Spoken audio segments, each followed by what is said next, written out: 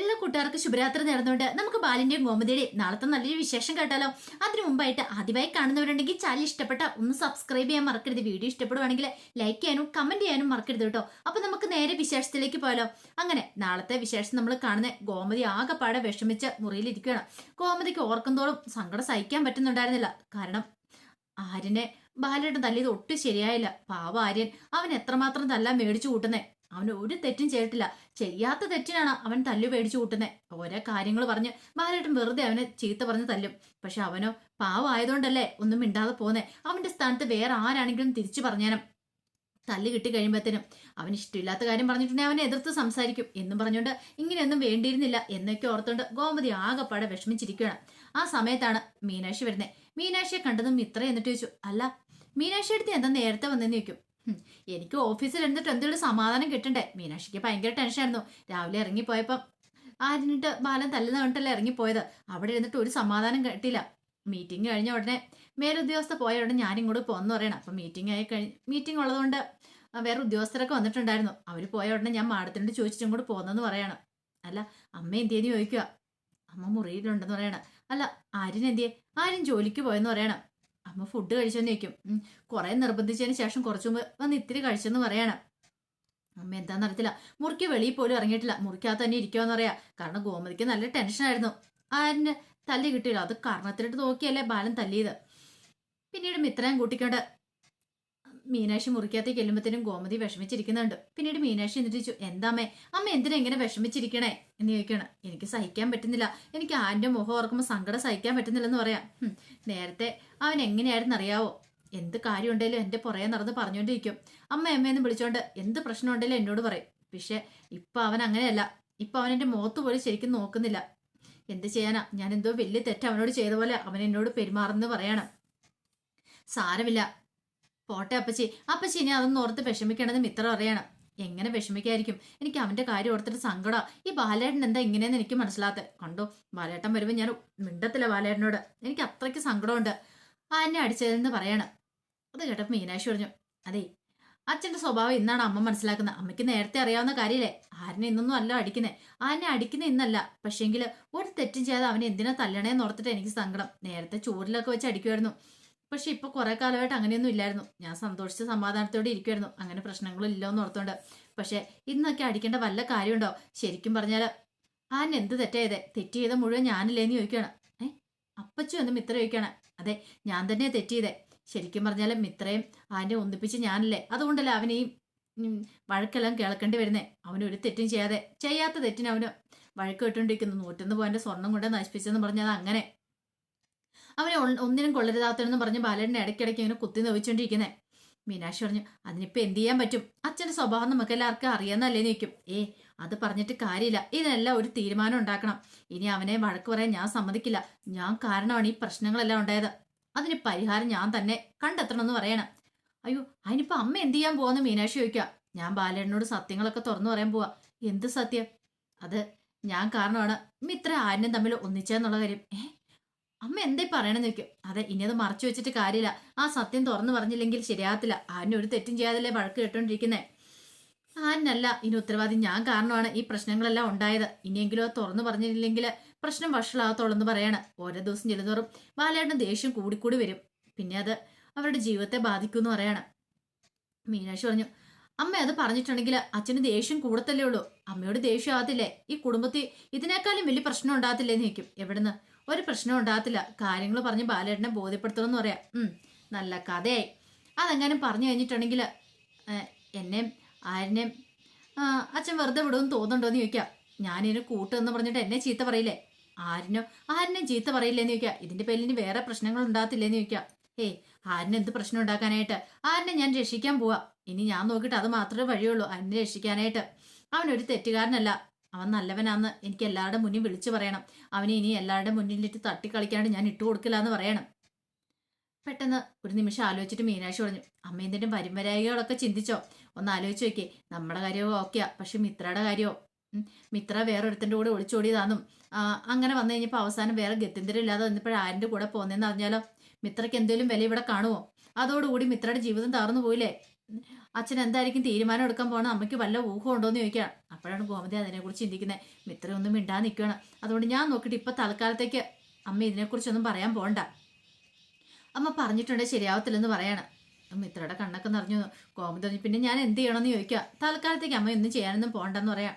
ഇത് കേട്ടതും ഗോമതി പറഞ്ഞു ബാലേട്ടന് വരട്ടെ, ബാലേട്ടനോട് മിണ്ടാൻ പോലും പോകുന്നില്ല. ബാലേട്ടൻ എന്നാലും ഇത്രയ്ക്ക് അഹങ്കാരം പാടില്ല, ആരിനെ തല്ലേണ്ട കാര്യമൊന്നും ഇല്ലായിരുന്നു പറഞ്ഞിട്ട് ഗോമതി അങ്ങോട്ടേക്ക് എഴുന്നേറ്റ് പോവാണ്. അങ്ങനെ വൈകുന്നേരമായി കഴിഞ്ഞപ്പോൾ ബാലൻ കടയിൽ നിന്നൊക്കെ വന്നു. എല്ലാവരും ഫുഡ് കഴിക്കാണ്ടിരിക്കുകയാണ്. ആരും മാത്രം എത്തിയിട്ടുണ്ടായിരുന്നില്ല. അങ്ങനെ ബാക്കി എല്ലാവരും ഇരുന്നു. അപ്പം ആനന്ദിൻ്റെ അടുത്ത് ശ്രീദേവി ഇരുന്നു. ഗോമതിയും മിത്ര മീനാക്ഷിയും കൂടെ ഫുഡ് വിളമ്പാനായിട്ട് ഇങ്ങനെ നിൽക്കുകയാണ്. പിന്നീട് ബാലനിരുന്ന് കഴിഞ്ഞപ്പോഴത്തേനും ഗോമതി എന്ത് ചെയ്യണം, കറിയെല്ലാം കൊണ്ടുവന്ന് വെക്കുകയാണ്. വലിയ ശബ്ദത്തോട് കൂടിയിട്ട് ആ ഡൈനിങ് ടേബിളിലേക്ക് പാത്രം കൊണ്ട് വെക്കുകയാണ്. ബാലൻ ഇതെന്താ ഗോമതി എന്ന് ചോദിക്കുകയാണ്. ഗോമതി മൈൻഡ് ചെയ്തില്ല.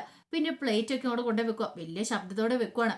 അപ്പൊ ബാലൻ പറഞ്ഞു ഇതെന്താ ഗോമതി ഇങ്ങനെ, ഇതെല്ലാം പൊട്ടിപ്പോകില്ലോ എന്ന് ചോദിക്കുകയാണ്. പഴയ പ്ലേറ്റ് ആയതുകൊണ്ട് പിന്നെ കുഴപ്പമില്ല, പുതിയതെങ്ങാനാണ് എപ്പോൾ പൊട്ടിയെന്ന് ചോദിച്ചാൽ മതി, പഴയതായതുകൊണ്ട് വലിയ കുഴപ്പമില്ല എന്ന് പറയണം. ഇത് കേട്ടതും ഗോമതി പറഞ്ഞു പിന്നെ ഒരു പ്ലേറ്റ് പൊട്ടിയുടെ ഇപ്പൊ എന്താണ്ട് സംഭവിക്കും, ഇവിടെ മനുഷ്യനും ജീവിതം പോയിക്കൊണ്ടിരിക്കുമ്പോഴാ നീ എന്താ ഗോമതി പിറുപിറുക്കണെന്ന് ചോദിക്കും. ഗോമതി ഒന്നും മിണ്ടിയില്ല. മീനാക്ഷിക്കും ഇത്രയ്ക്ക് ഇത് കണ്ടപ്പോൾ ചിരി വരുന്നുണ്ട്, കാരണം ഗോമതിയുടെ പ്രകടനം കണ്ടു കഴിഞ്ഞപ്പോൾ. ആ സമയത്ത് ശ്രീദേവി പറഞ്ഞു അല്ലേലും പഴയ പ്ലേറ്റ് ഉപയോഗിക്കുന്നത് നല്ലതാ ബാലച്ച, എൻ്റെ വീട്ടിൽ അങ്ങനെ തന്നെയാ, പഴയ പ്ലേറ്റിനകത്ത് എപ്പോഴും ഞങ്ങൾ ഫുഡ് കഴിക്കണമെന്ന് പറയാം. ഇത് കേട്ടതും മിത്ര ചോദിച്ചു അതെന്താ ദേവടുത്തി അങ്ങനെ, നിങ്ങളുടെ വീട്ടിൽ പുതിയ പ്ലേറ്റ് ഒന്നും ഇല്ലേന്ന് ചോദിക്കാം. പുതിയതൊക്കെ ഉണ്ട്, എന്നാലും പഴമയുടെ ഗുണം അതൊന്നും വേറെ തന്നെയല്ലേ, ഞങ്ങൾക്ക് അങ്ങനെയൊക്കെ അതിനകത്ത് കഴിക്കാൻ താല്പര്യം എന്ന് പറയണം. ഇത് കേട്ടൻ ബാലൻ പറഞ്ഞു കണ്ടോ അങ്ങനെ വേണം, ആ പണത്തിൻ്റെതായ ഒരു അഹങ്കാരം ഉണ്ടോയെന്ന് ചോദിക്കേ, ഇങ്ങനെ വേണം അച്ഛനമ്മമാരും മക്കളെ വളർത്തി വിടാനെന്നൊക്കെ പറയണം. അതും കൂടെ കേട്ട് കഴിഞ്ഞപ്പോൾ ശ്രീദേവി ഒന്നുകൂടെ അങ്ങോട്ട് ഞെളിഞ്ഞങ്ങോട്ട് ഇരിക്കുവാണ്. ഗോമതിക്ക് ഒട്ടും അതും കൂടെ പിടിച്ചില്ല. പിന്നീട് ബാലൻ പറഞ്ഞ് എന്ത് നോക്കിയിരിക്കുക ഫുഡ് വിളമ്പാൻ പറയണം. ഗോമതി ദേഷ്യപ്പെട്ട് അങ്ങോട്ട് വിളമ്പുവാണ്. ഇതെന്താ ഗോമതി നീ നോക്കി വിളമ്പ്, എന്ത് ദേഹത്ത് വീണേലോ എന്ന് പറയണം. ഗോമതി അതൊന്നും മൈൻഡ് ചെയ്യാൻ പോയില്ല. പിന്നീട് ഫുഡ് കഴിച്ചുകൊണ്ടിരിക്കുന്ന സമയത്ത് ബാലൻ പറഞ്ഞു ആനന്ദേ ഇന്ന് നിന്റെ മുതലാളി ഞാൻ കണ്ടിട്ടുണ്ടായിരുന്നു, നിന്നെക്കുറിച്ച് പറയുമ്പോൾ അയാൾക്ക് 100 നാവാ, നല്ല കാര്യങ്ങൾ തന്നെ പറയണമെന്ന് പറയാം. ഇത് കേട്ടപ്പോൾ ധർമ്മം പറഞ്ഞു ആകാശേ നിന്റെ മുതലാളിയെക്കുറിച്ച് നിന്റെ അഭിപ്രായം എന്താ, നിന്റെ മുതലാളിയെ നിന്നെക്കുറിച്ച് എന്തെങ്കിലും നല്ലത് പറയുമോയെന്ന് ചോദിക്കാം. ഇത് കേട്ടതും ബാലൻ ധർമ്മനെ ഒന്ന് നോക്കി, തനിക്കിട്ട് പണി തന്നാന്ന് മനസ്സിലായി. പിന്നീട് ബാലൻ പറഞ്ഞു ഫുഡ് കഴിച്ചിട്ട് മിണ്ടാതെ എഴുന്നേറ്റ് പോടാന്ന് പറയണം. ധർമ്മം പറഞ്ഞു അത് പിന്നെ അല്ലെങ്കിലും അങ്ങനെയാണല്ലോ, ഉള്ളത് പറയുമ്പോൾ കള്ളന് തുള്ളല് ഉരുളെന്ന് പറയാം. എന്താടാ പറഞ്ഞേ ഒന്നുമില്ല അളിയാ, ഞാൻ വെറുതെ ഒരു തമാശ പറഞ്ഞാന്നൊക്കെ പറയണം. അങ്ങനെ അവരിരുന്ന് ഫുഡ് കഴിക്കുക. ആ സമയത്തൊക്കെ ഗോമതിക്ക് നല്ല ടെൻഷനാണ്, ആരും വന്നിട്ടില്ല. അതിനെക്കുറിച്ച് ഓർത്തിട്ടുള്ള ടെൻഷനും കാര്യങ്ങളും ആയിരുന്നു ഗോമതിക്ക്. അങ്ങനെ എല്ലാവരും ഇരുന്ന് ഫുഡൊക്കെ കഴിച്ചു. ഫുഡൊക്കെ കഴിച്ചിട്ട് അവരൊക്കെ എഴുന്നേറ്റ് പോവാണ്. അതിനുശേഷമാണ് മീനാക്ഷിയും ഇത്രയും ഗോമതിയും കൂടെ കഴിക്കാനിരിക്കുന്നത്. ഈ സമയം ഗോമതി പറഞ്ഞു ബാലേട്ടൻ ഒരു വാക്ക് എന്നോട് ചോദിച്ചാൽ നീ എന്തിനാ ഗോമതി ദേഷ്യപ്പെടുന്നതെന്ന്. ഒന്നും ചോദിച്ചില്ല, വെറുതെ നമ്മളിങ്ങനെ മുഖം വീർപ്പിച്ചിരുന്നിട്ടൊന്നും ഒരു കാര്യമുണ്ടെന്ന് തോന്നില്ല, അല്ല എന്നോട് മിണ്ടാത്ത എന്താന്ന് പോലും ചോദിച്ചില്ല. ബാലേട്ടൻ ഇതൊന്നും ഒരു പുത്തിരിയല്ലാന്ന് തോന്നേ, നമ്മൾ വെറുതെ. ഇതൊക്കെ കേട്ടപ്പോൾ മീനാക്ഷി പറഞ്ഞു അമ്മയ്ക്ക് എൻ്റെ വല്ല ആവശ്യം ഉണ്ടായിരുന്നോ, അച്ഛൻ്റെ സ്വഭാവം ഇന്നാണോ മനസ്സിലാകുന്നേ, നമ്മളൊന്നും പറഞ്ഞിട്ട് കാര്യമില്ലെന്ന് പറയണം. മിത്ര പറഞ്ഞു അത് ശരിയാ അപ്പച്ചി, വെറുതെ എന്തിനാ വഴക്കുണ്ടാക്കിയിട്ടൊന്നും ഒരു കാര്യമില്ലെന്ന് പറയാം. ഗോമതി പറഞ്ഞു എന്നാലും ഇതങ്ങനെ ഞാൻ വെറുതെ വിടാനായിട്ട് ഉദ്ദേശിച്ചിട്ടില്ലെന്ന് പറയാം, ഞാൻ ചില തീരുമാനങ്ങളൊക്കെ എടുക്കുന്നുണ്ടെന്ന് പറയണം. ആ സമയത്താണ് ശ്രീദേവി അങ്ങോട്ടേക്ക് വരുന്നത്. ശ്രീദേവി വന്നു കഴിഞ്ഞപ്പോഴത്തേനും പിന്നീട് 3 പേരൊന്നും മിണ്ടിയില്ല. ശ്രീദേവി വന്നിട്ട് പറഞ്ഞു അമ്മ ഞാൻ വിളമ്പി തരട്ടേന്ന് ചോദിക്കുക. വേണ്ട ഞങ്ങൾ തന്നെ വിളമ്പി കഴിച്ചോളാം എന്ന് പറയും. എന്താമ്മേ അടുക്കളയിലും എന്നെ കയറ്റുന്നില്ല, ഇവിടുത്തെ ഒരു ജോലിയും ചെയ്യിക്കുന്നില്ല, വിളമ്പി തരാനെങ്കിലും എന്നെ അനുവദിക്കാൻ പറയണം. അവസാനം ഗോമതി ഓർത്തോ എന്തേലും ആയിക്കട്ടെ നിർത്ത് പറഞ്ഞു വിളമ്പി തരാൻ പറയണം. അങ്ങനെ വിളമ്പുവാണ്. പ്ലേറ്റിനകത്തേക്ക് അവർക്ക് 3 പേർക്കും ഫുഡൊക്കെ വിളമ്പി. പിന്നീട് ഇങ്ങനെ ശ്രീദേവി മിത്രേനെ നോക്കി എന്നിട്ട് ചോദിച്ചു അല്ല മിത്രയ്ക്ക് സങ്കടം ഇല്ലേന്ന് ചോദിക്കുക. എന്തിന്, അല്ല ആനെ വഴക്ക് പറഞ്ഞല്ലേ, ആനെ വഴക്ക് പറയാൻ മാത്രമല്ല ബാലച്ചൻ തല്ലുകയും ചെയ്തില്ലേ, അതിന് മിത്രയ്ക്ക് സങ്കടം ഇല്ലേന്ന് ചോദിക്കുക. മിത്ര പറഞ്ഞു സങ്കടം ഉണ്ടായിട്ട് എന്ത് ചെയ്യാനാ, അല്ല ഞാനൊക്കെ ആണെങ്കിൽ എനിക്ക് നല്ല വിഷമമായനം, ആനന്ദേട്ടനെ ഇങ്ങനെ തല്ലിയെങ്കിൽ എനിക്ക് സഹിക്കാൻ പറ്റില്ല എന്ന് പറയാം, അതുകൊണ്ട് ഞാൻ ചോദിച്ചെന്നുള്ളെന്ന് പറയണം. ഇത് കേട്ടപ്പോൾ മീനാക്ഷി പറഞ്ഞു അല്ല ശ്രീദേവി എടുത്തിട്ട് വീട് ശ്രീദേവിയുടെ അച്ഛനും അമ്മയും ശ്രീദേവിയുടെ തല്ലിയിട്ടില്ലേന്ന് ചോദിക്കുകയാണ്. ഇല്ലാന്ന് പറയാം, ഒരിക്കൽ പോലും തല്ലിയിട്ടില്ല. ഇല്ല, അല്ല എന്തെങ്കിലും കുസൃതരങ്ങളൊക്കെ കാണിച്ചു കഴിയുമ്പോഴത്തേനുമേ എൻ്റെയൊക്കെ വീട്ടിൽ എന്തെങ്കിലും കാണിച്ചു കഴിയുമ്പോഴത്തേനും തല്ലിയിട്ടുണ്ട്, എന്തെങ്കിലും കുസൃതിയൊക്കെ ഒപ്പിച്ച് കഴിയുമ്പോൾ തല്ലിയിട്ടുണ്ട്, അങ്ങനെ പോലും തല്ലിയിട്ടില്ലേ. ഇല്ലാന്ന് പറയണം. സമ്മതിച്ച് തന്നിരിക്കുന്നു പറയണം. അതേപോലെ ശ്രീദേവിയുടെ വീട്ടിൽ എങ്ങനെയാന്നുള്ള കാര്യം ശ്രീദേവിക്ക് നന്നായിട്ടറിയാം. ഒന്ന് പറഞ്ഞ് രണ്ടാമത്തേന് ശ്രീകല വരെ തല്ലു ശ്രീദേവിനെ, പക്ഷെ അതിവിടെ പറയാൻ പറ്റത്തില്ലോ. ശ്രീദേവി അതെല്ലാം മനസ്സിൽ അടക്കി പിടിച്ചോണ്ടിരിക്കുക. മീനാക്ഷി പറഞ്ഞു എൻ്റെ ഒന്നും വീട്ടിൽ അങ്ങനെയല്ല, എൻ്റെയൊക്കെ വീട്ടിൽ എന്തെങ്കിലും തെറ്റ് കണ്ടിട്ടുണ്ടെങ്കിൽ അപ്പോൾ അടിക്കും, അതിപ്പോൾ അങ്ങനെയൊന്നും നോക്കാറ് പോലും ഇല്ലെന്ന് പറയണം. മിത്ര പറഞ്ഞു എന്റെ വീട്ടിലും അങ്ങനെയൊക്കെ തന്നെ ആയിരുന്നു പറയണം. ഇഷ്ടപ്പെടാതെ വന്നിട്ടുണ്ടെങ്കിൽ എന്നെ ചീത്ത പറയും, തല്ലുമൊക്കെ ചെയ്തിട്ടുണ്ടെന്ന് പറയണം. ശ്രീദേവിയുടെ മനസ്സിലിരിപ്പ് അതായിരുന്നില്ല. ഇനിയിപ്പം മിത്ര എന്താ പറയണമെന്നറിയണം. മിത്രയുടെ നാവിൽ നിന്ന് എന്തെങ്കിലും വീണിട്ട് അത് ബാലിന് പോയി കൊണ്ട് കൊളുത്തി കൊടുക്കാനായിരുന്നു. പക്ഷേ എങ്കിൽ വളരെ തന്ത്രപരമായിട്ടാണ് മീനാക്ഷി മിത്ര ആ പ്രശ്നം അങ്ങോട്ട് കൈകാര്യം ചെയ്യുന്നത്. പിന്നീട് മീനാക്ഷി പറഞ്ഞു കുടുംബമല്ലേ, കുടുംബം അങ്ങനെ പല പ്രശ്നങ്ങളൊക്കെ ഉണ്ടായിരുന്നിരിക്കും. തല്ലു വഴി അടിയും വഴക്കൊക്കെ ഉണ്ടായിരുന്നിരിക്കും. അത് അച്ഛനും തമ്മിലും മോനും തമ്മിലുള്ള പ്രശ്നം അത് അവർ തന്നെയായിട്ട് തീർത്തോളും. വേറെ ആരും അതിനകത്ത് ഇടപെടാതിരുന്നാൽ മതി എന്നൊക്കെ പറയാം.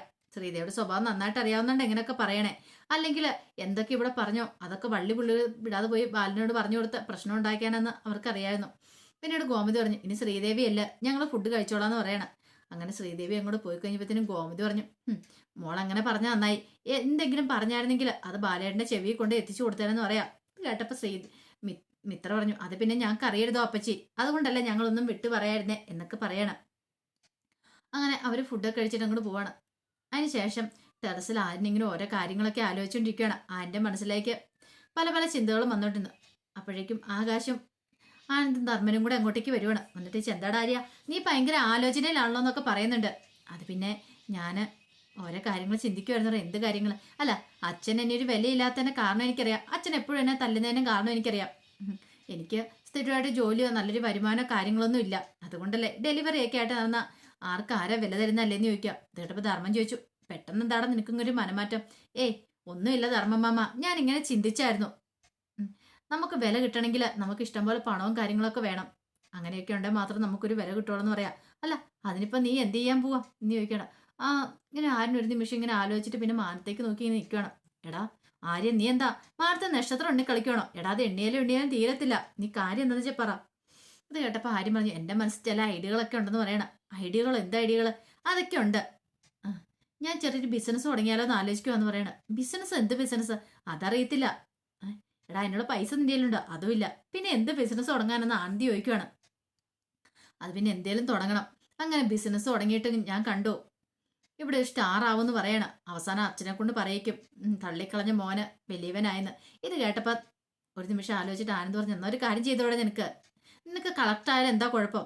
അത് വേണ്ട, പഠിക്കണം കാര്യങ്ങളെല്ലാം ഉണ്ട്, അത് ബുദ്ധിമുട്ടുള്ള കാര്യമാണ്. എടാ ആര്യ നിന്നെ കൊണ്ട് സാധിക്കൂടാ, നിനക്ക് പറ്റൂന്ന് പറയണേ. നമുക്കതൊന്നും സെറ്റാകത്തില്ല, അതുകൊണ്ട് അത് വേണ്ടാന്ന് പറയണം. ഇത് കേട്ടതും ഒരു നിമിഷം ആലോചിച്ചിട്ട് ആനന്ദ് പറഞ്ഞു പിന്നെ നീ എന്ത് ബിസിനസ് തുടങ്ങാനും നീ ആലോചിക്കണേ. എന്തേലും തുടങ്ങണമെന്ന് പറയാം. ബിസിനസ് തുടങ്ങിയിട്ട് കണ്ടു വെച്ചടി എനിക്ക് കയറ്റുമായിരിക്കും. ഇന്ന് ഒന്നാണെങ്കിൽ നാളെ രണ്ട്, അങ്ങനെ 2, 3 ആയിട്ട് അങ്ങനെ വെച്ചടി ഉയർച്ചയായിരിക്കും എനിക്ക് ബിസിനസ്സിലുണ്ടാകാൻ പോകുമെന്ന് പറയാം. ധർമ്മ പറഞ്ഞു കാര്യമൊക്കെ കൊള്ളാന്ന് പറയണം. കണ്ടോ ഞാനൊരു കോടീശ്വരനാകാൻ പോവാ ധർമ്മമാമ. കോടീശ്വരനായി കഴിഞ്ഞിട്ട് കണ്ടു നമ്മുടെ ഇവിടെ ഈ ഏരിയ എത്ര സ്ക്വയർ ഫീറ്റ് ഉണ്ടെന്ന് ചോദിക്കണം. ഏത് ഏരിയ? അല്ല നമ്മുടെ ഈ വീടിരിക്കുന്ന സ്ഥലമൊക്കെ അത് കുറേയുണ്ട്. എന്തിനാ? കണ്ടോ ഇവിടെ മുഴുവൻ ഞാൻ വിലയ്ക്ക് വാങ്ങുമെന്ന് പറയണം. വിലയ്ക്ക് വാങ്ങാനാ? അതെ വിലയ്ക്ക് വാങ്ങുന്ന പറയാം. എന്നിട്ട് നീ എന്ത് ചെയ്യാൻ പോവാ? വിലയ്ക്ക് വാങ്ങിയിട്ട് ഞാൻ വലിയൊരു മാളികയൊക്കെ പണിയെന്ന് പറയാം. കൊള്ളാം, നിന്റെ മോഹമൊക്കെ കൊള്ളാന്ന് പറയണേ. എന്താ മാമ ഞാൻ ചെയ്യത്തില്ലെന്ന് ചോദിക്കാം. നീ ചെയ്യും. എടാ എനിക്കൂടെ ഒരു വീട് പണിത് തരണമെന്ന് പറയാം. എന്തിന് വേറെ വീട്? ഞാൻ വലിയൊരു കൊട്ടാരം പണിതിട്ടുണ്ടെങ്കിൽ നിങ്ങളെല്ലാവരും അതിനകത്തേക്ക് ഞാൻ കൊണ്ടുവരില്ലേ? പിന്നെ നമ്മളെല്ലാവരും സന്തോഷത്തോടെ അടിച്ചു പൊളിച്ച് കഴിയില്ലേ എന്നൊക്കെ ചോദിക്കുക. അങ്ങനെ ആരും തന്നെ മനസ്സിലുള്ള ആഗ്രഹങ്ങളും കാര്യങ്ങളൊക്കെ പറയണം. ഇത് കേട്ട് കഴിഞ്ഞപ്പോൾ ബാക്കി എല്ലാവർക്കും ഭയങ്കര സന്തോഷമായി. അങ്ങനെയാണെങ്കിൽ ആനൊരു കാര്യം തീരുമാനിച്ചുറച്ചിട്ടുണ്ടെങ്കിൽ തീരുമാനിച്ചു തന്നെയാണ്. പുതിയ ബിസിനസ് തുടങ്ങാൻ തന്നെയാണ് ആൻ്റെ തീരുമാനം. എന്താണെന്ന് തീരുമാനിച്ചിട്ടില്ല. അങ്ങനെ കര കയറാന്നൊരു മനസ്സിലൊരു ചിന്തയൊക്കെ ആൻ്റെ വന്നിട്ടുണ്ട്. അപ്പം അതിൻ്റെ വിശേഷങ്ങളൊക്കെ നാളെ നമ്മൾ കാണാൻ പോകുന്നത്. ആ വിശേഷങ്ങളൊക്കെ നമുക്ക് എല്ലാവർക്കും കാത്തിരിക്കാം കേട്ടോ. ഒരിക്കൽ കൂടി എല്ലാവർക്കും ശുഭരാത്രി നേർന്നുകൊണ്ട് നിർത്തുന്നു. നന്ദി.